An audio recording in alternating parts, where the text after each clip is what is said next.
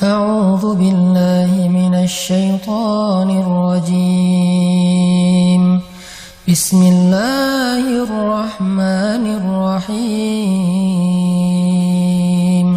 Kalau kita merasa pernah sabar terhadap emosi kita, sekarang kita lihat sesering apa kita sabar terhadap emosi kita.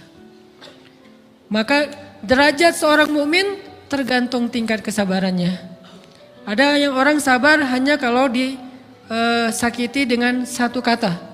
Ada yang sabar dengan satu kalimat. Ada yang sabar dengan satu paragraf. Ada yang sabar dibully rame-rame juga dia sabar. Berarti lahum darajatun inda rabbihim. Orang beriman juga bertingkat-tingkat. Dan tingkatan itu tergantung tingkat kesabaran kita dalam menghadapi ujian. Salah satunya ujian emosional kita, perasaan kita. Sehingga teman-teman yang dirahmati Allah SWT, salah satu program kita untuk terus mengembangkan diri, program untuk tumbuh, program untuk memperbaiki diri kita di hadapan Allah itu adalah coba kita program dalam sehari aja, terus kita nilai berapa kali kita berhasil ngelewatin ujian emosional. Bukan cuma marah, termasuk cinta, benci, tersinggung, sakit hati, kayak gitu-gitu. Berapa kali kita bisa berhasil melewati itu dalam sehari. Gak usah seminggu, sehari aja. Di jalan, sama temen, di grup WA, di IG, di Twitter, di mana gitu.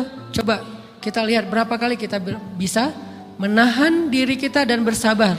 Bukan berarti tidak respon ya, bukan berarti pasif.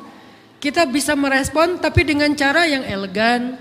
Kita bisa merespon tanpa harus memperlihatkan emosional yang meledak-ledak.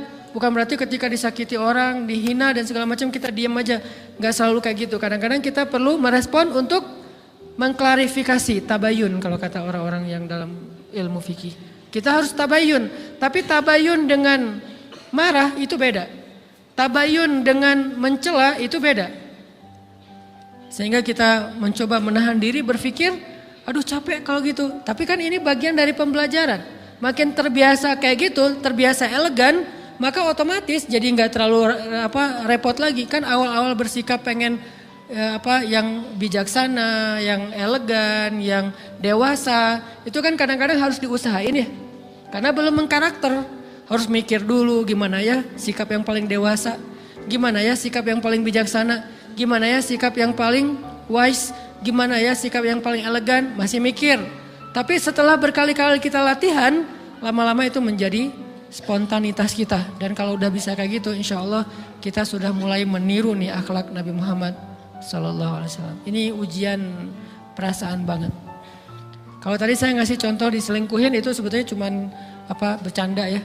Karena diselingkuhin ini pastinya bukan ujian, tapi musibah. Pengkhianatan ya, tidak ada tempat. Gimana kita ngelawan perasaan kita kalau lagi kayak gitu? Gimana kita ngelawan perasaan kita kalau lagi diuji? Gimana cara kita bersabar?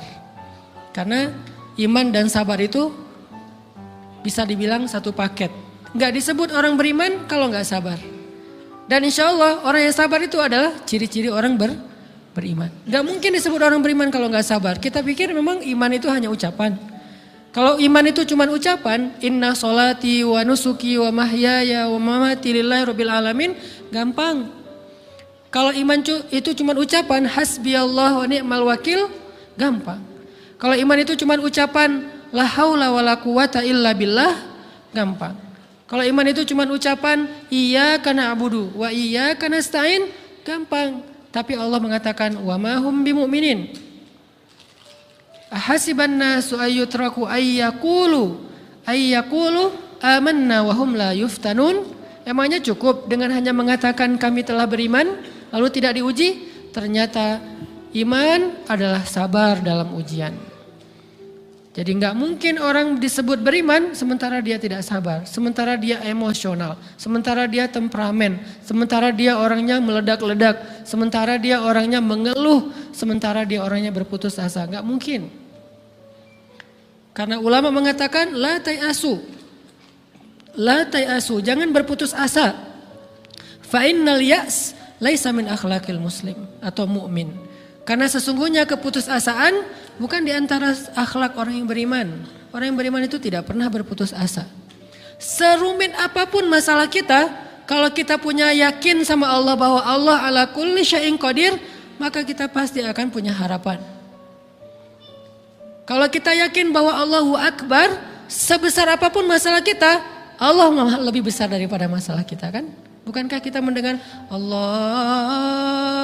Akbar, Allahu Akbar. Ada gitu yang lebih besar daripada Allah?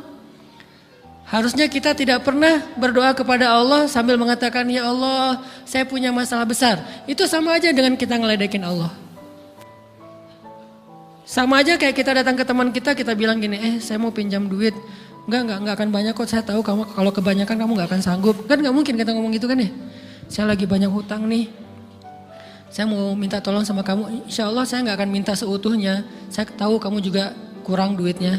Saya minta dikit-dikit aja lah. Kan enggak gitu kan cara kita minta tolong. Sama aja kita doa, ya Allah saya punya masalah besar. Ngomong ke Allah punya masalah besar. Kalau kita ngomong ke manusia kayak gitu wajar. Tapi ke Allah, ya Allah saya punya masalah kecil nih. Apa? Ada hutang sedikit, berapa? 100 M.